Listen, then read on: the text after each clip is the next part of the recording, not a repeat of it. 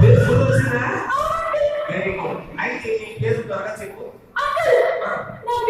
నీ పేరు నీ పేరు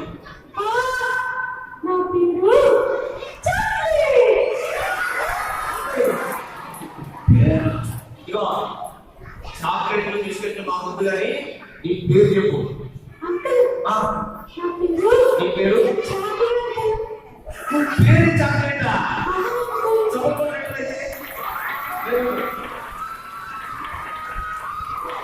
అరే మిమ్మల్ని అందరికీ అమ్మాయితే బాగా ఓకే అలా చేయదు.